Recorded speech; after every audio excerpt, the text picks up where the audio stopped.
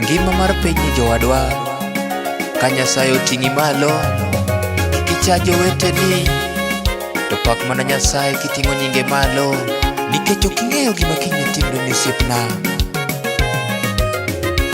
Yawi nyalo bedo jasiasa mogen ma in mathumbe weri, yawi nyalo bedo suluwe magweng'u ma in miting'o nyinge gweng'u malo, yawi nyalo bedo taya mar anyuondu ma in misumi paro sama nyuolo mokechuolo.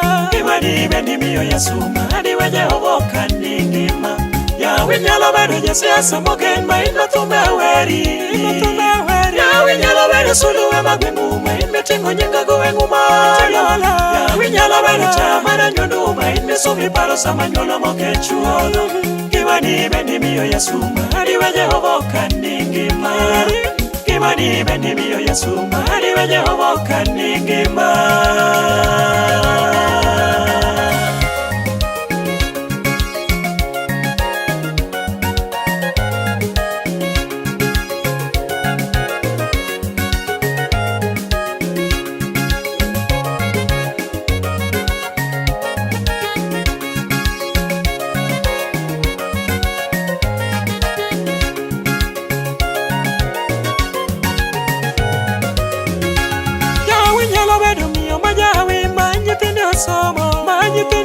Yawi nyalo bedo gi ot mang'ongo ma dalani tinde chalo ka buon.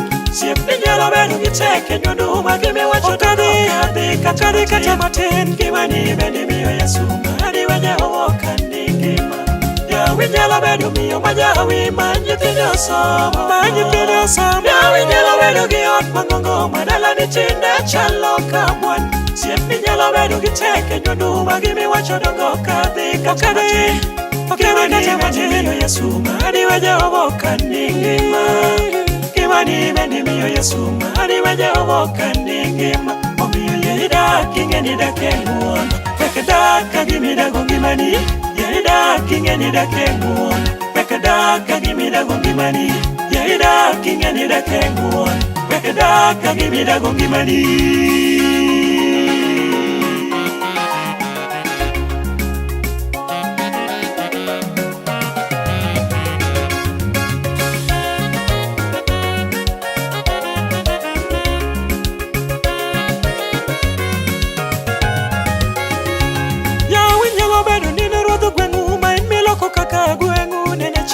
Siepni nyalo bedo ni somi tiyo sani ting'o nying'odu malo. Jakuathi nyalo bedo gi duol e kanisa ma in e kusema yote osiepna.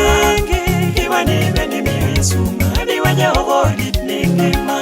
Yawi nyalo bedo ni ne ruodho gweng'u ma in miloko kaka gweng'u nene chal. Siepni nyalo bedo ni somi tiyo sani ting'o nying'odu malo. Jakuathi nyalo bedo gi duol e kanisa ma in e kusema yote osiepna. Gimani bendi miyo Yesu madi we Jehova oritni ngima. Gimani bendi miyo Yesu madi we Jehova oritni ngima.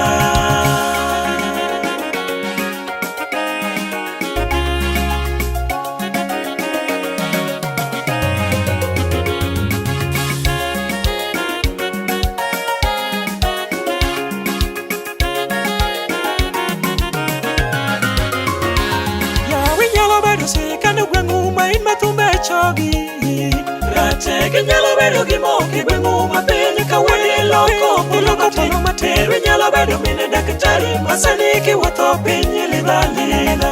Gimani bendi miyo Yesu madi we Jehova oritni ngima. Yawi nyalo bedo sirikande gweng'u ma in mathumbe chogi. Rateke nyalo bedo gi moke gweng'u ma piny ka wadi loko mulo matin. Meru nyalo bedo mine daktari ma sani kiwuotho piny lidhalila. Gimani bendi miyo Yesu madi we Jehova oritni ngima. Gimani bendi miyo Yesu madi we Jehova oritni ngima. Gimani bendi miyo Yesu madi we Jehova oritni ngima. Omiyo yie idak ing'eni dak e ng'uono, wek dak ka gimidago ngimani. Yie idak ing'eni dak e ng'uono, wek dak ka gimidago ngimani. Yie idak ing'eni dak e ng'uono, wek dak ka gimidago ngimani. Yie idak ing'eni dak e ng'uono, wek dak ka gimidago ngimani. Yie idak ing'eni dak e ng'uono, wek dak ka gimidago ngimani. Yie idak ing'eni dak kesun wekada kagimida gimani yeda kingene da kesun wekada kagimida gimani yeda kingene da kesun wekada kagimida gimani yeda kingene da kesun wekada kagimida gimani yeda kingene da kesun wekada kagimida gimani yeda kingene da kesun wekada kagimida gimani yeda kingene da kesun wekada kagimida gimani Yawe nyalo bedo nyasiasa mogen ma in matumbe aweri Yawe nyalo bedo suluwe magundu ma in metingo nyingago engumalo Gimani miyo Yesu mahadi wenye omori ningimala Gimani miyo Yesu mahadi wenye omori ningimala Omiyo yeda kingene da kenguon Wekada kagimida gimani Yeda kingene da kenguon Wekada kagimida gimani